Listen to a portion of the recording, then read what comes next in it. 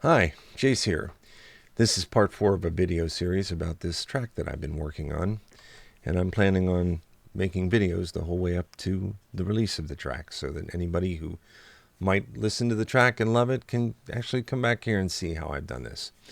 Up until now, we've been working on the beat mapping portion of this project where I've taken and matched the tempo of the system to follow me using beat mapping. That's in parts 1, 2, and 3. So I took my time with those parts because that's some, it can be tricky if you've never done it before. So I took my time with that. But now today, I'm going to talk about string writing. I love string writing. I think string writing says so much about a composer. I think it's a place where a style can really be unique, or how you use it in conjunction with what it is that you're trying to do. You can really own a unique way of doing that if you work really hard at it. So let's listen to this track, and I'm not going to play it the whole way through. I'm just going to stay within the zone of relevance to writing today.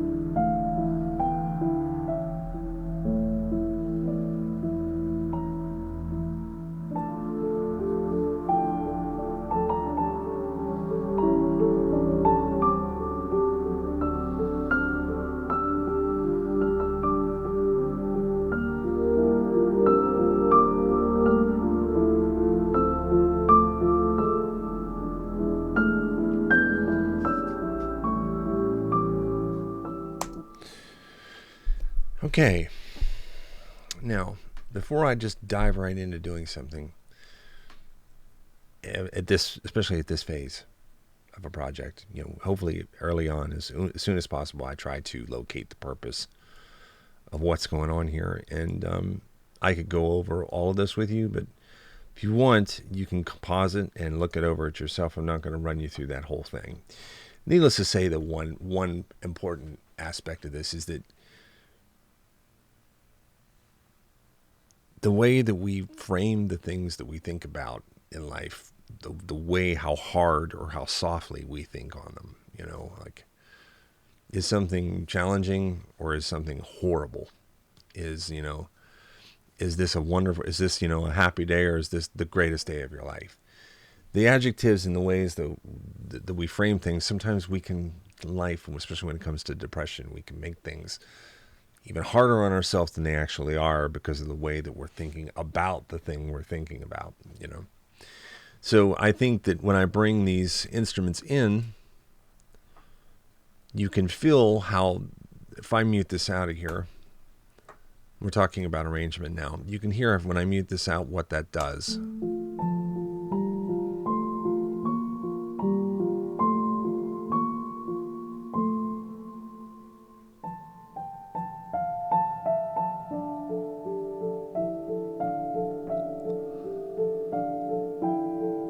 I mean, you know, that could be light melancholia. That could be, you know, just serenity. It could be peace. It doesn't necessarily even have to have the emotion, a negative connotation attached to it. When I add these in, we start to shift a little bit here.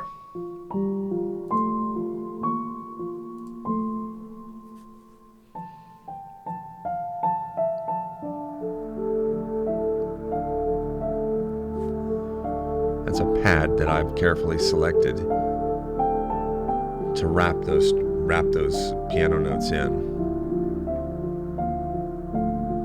Now here's where I'm raising my question.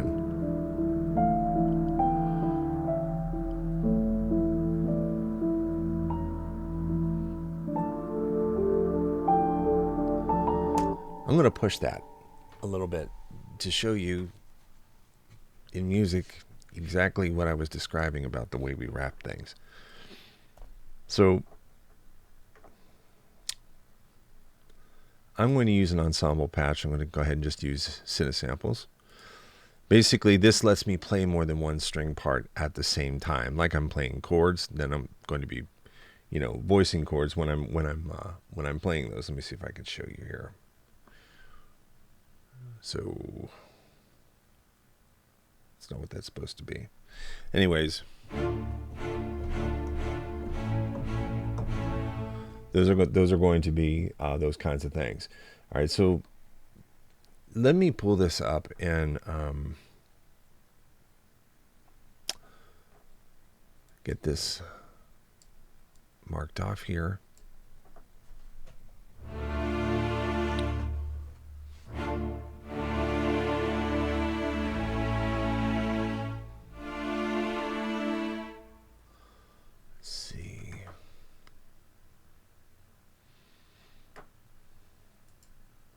Just bear with me 1 second here. All right. So we can talk about this and I can play this at the same time. So what I kind of want to do here is just take some shots at this, but I want to point something out to you that's very important. And that is that, you know, writing for strings and writing for piano is two entirely different things. And I think sometimes where people have a little bit of a challenge is when they write for the strings, but they're thinking like a pianist.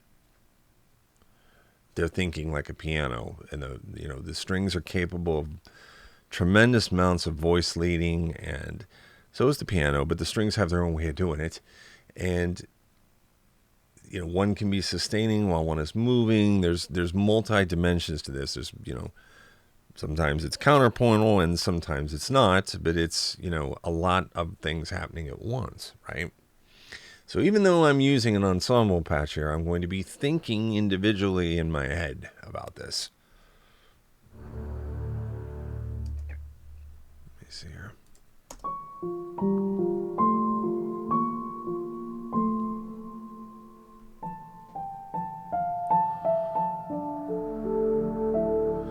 I'm going to wait till we get around bar, what is that, 44 or something like that? This area right here.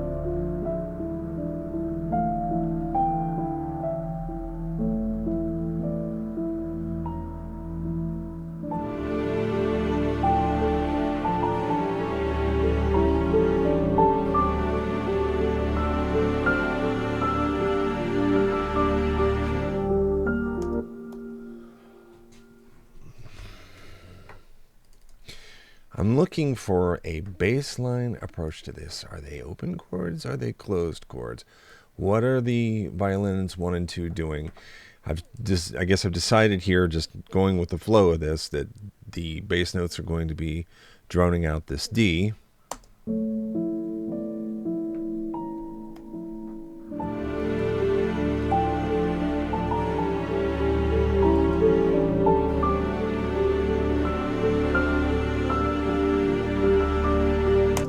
Okay, that's a good first take. Let's do... Now I'm going to experiment a little bit. Let's mute these off. Let's see.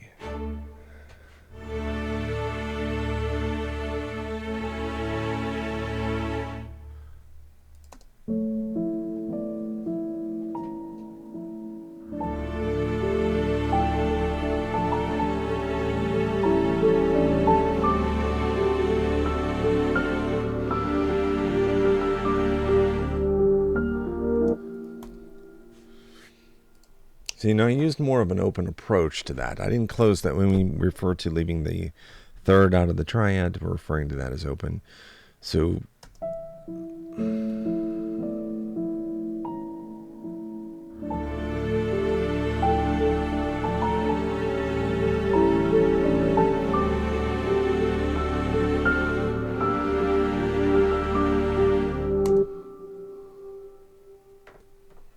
Well, that has a natural tendency it wants to go in. So I'm just going to finish that out. Let me back this up just a little bit, guys.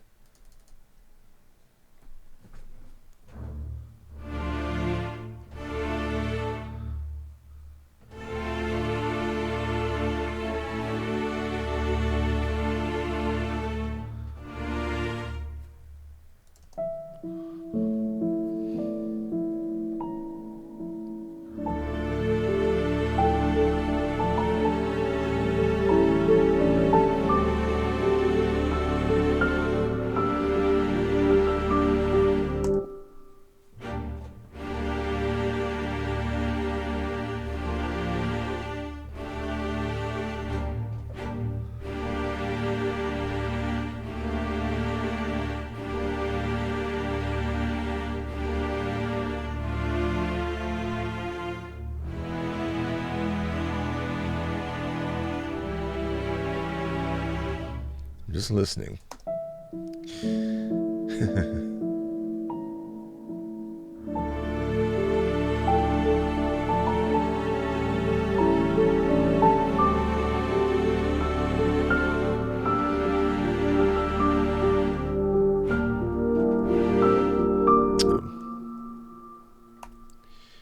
Excuse me for a second.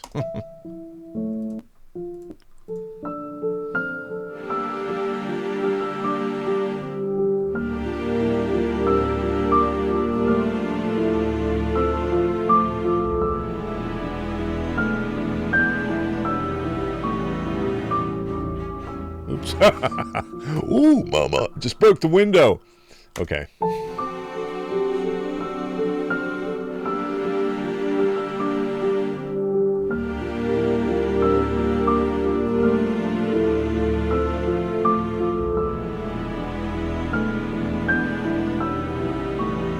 Ooh. Let's see here. I'm going to move back on this. Okay, so these are temporary, guys. These are temporary strings. I'm just getting some sound onto the table to try to have something to work with in my ear. This is not nearly how these things are going to sound when they're finished. These are placeholders. These are ideas. They're not final products.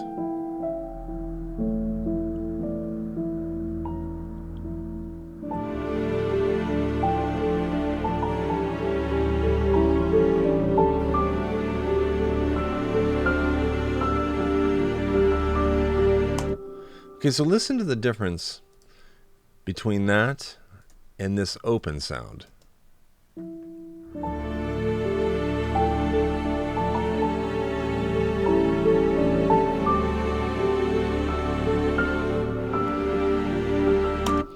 You know, sometimes people listen to something and they use words like brighter, which makes sense sometimes and doesn't make sense in other things, but that's just how that goes. Point I'm making here is that one of these carries to me a little bit more deeper level of commitment here on this track than the other one does.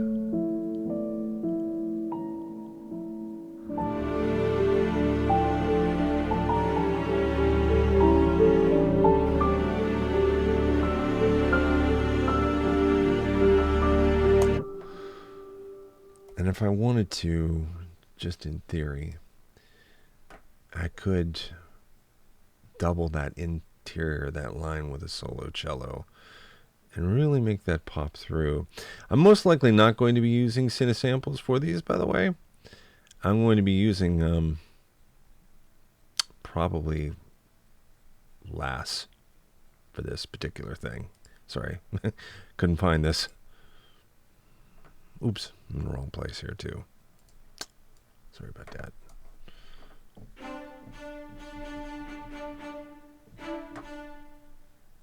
Let's get this out of the way. Stand by, folks.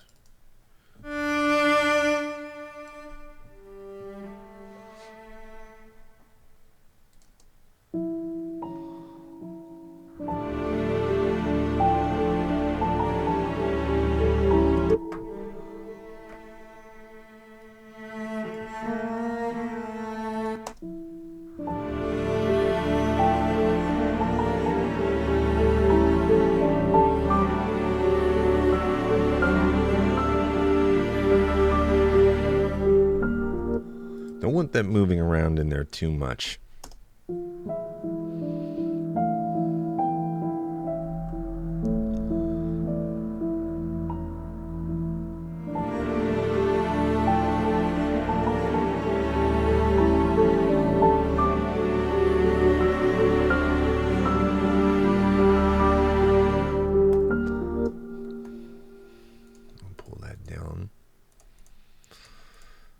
All right, let me just do a little bit of a technical adjustment now to these strings. I'm going to jump in here real quick, and I'm going to pull the modulation down on these nice and low so they're not hitting it hard.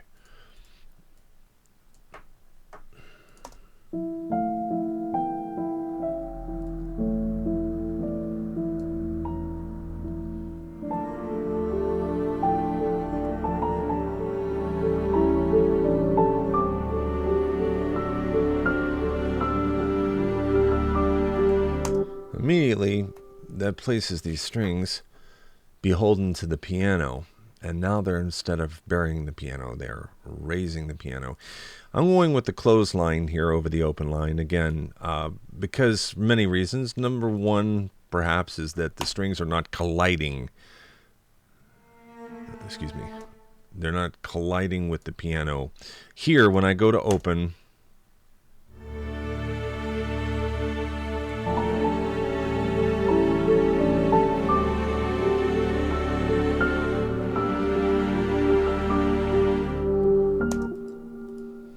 I could pull it off, but if I ask myself, well, if this works with it so much more easily, you know, if we use the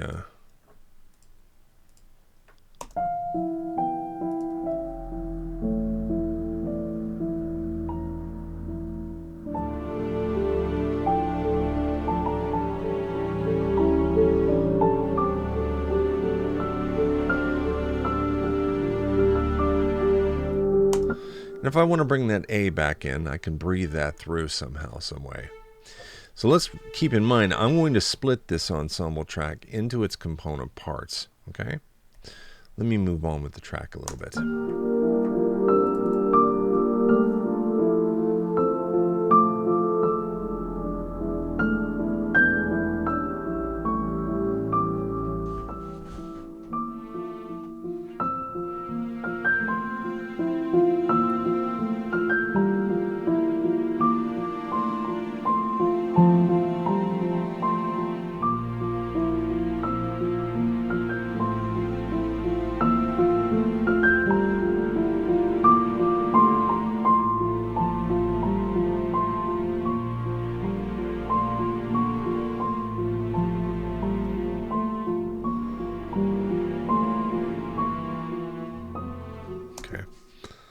just taking down ideas.